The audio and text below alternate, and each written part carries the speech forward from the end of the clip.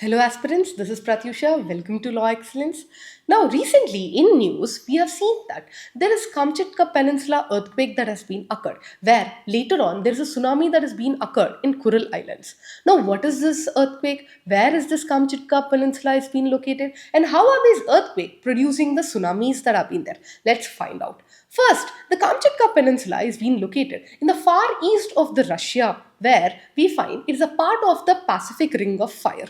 Now, this Pacific Ring of Fire is surrounding the Pacific Ocean, where on the western margin of Pacific Ocean, we have the Eurasia, where we have Kamchatka Peninsula, Sakhalin Islands that have been there, Japan, Philippines, and Oceania that has been present.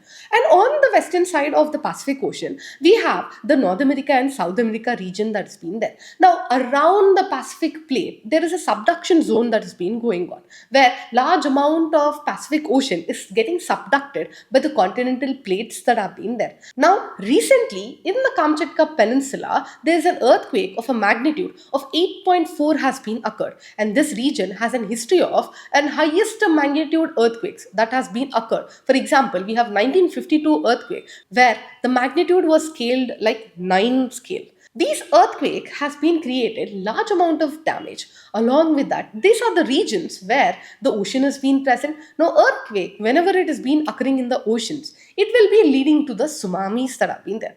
Now, tsunamis are nothing but they are the harbor waves, where the waves which are being generated due to the vertical displacement of the plate, large amount of water is being displaced by the earthquake that has been going on. Now, these waves which are generated in the mid-oceanic region will start traveling to the coastal areas. As it is traveling to the coastal regions, the depth of the ocean will start to decrease, and with the decrease of the depth, the height of the wave will start increasing. That is how the waves of tsunami may look like a natural normal waves in the mid oceans. But these same waves, when they are reaching towards the coastal areas, will increase in its height, where it can be around 50 meters height and it can travel to a speed of 150 to 300 kilometers per hour. The tsunami has hit in many islands in the Pacific region, along with the coastal area of California. The damage caused by the tsunami is very less. Now, it has been raising concerns about the dynamic nature that has been present in the Pacific Ocean. And it also indicates that we should improve our early warning system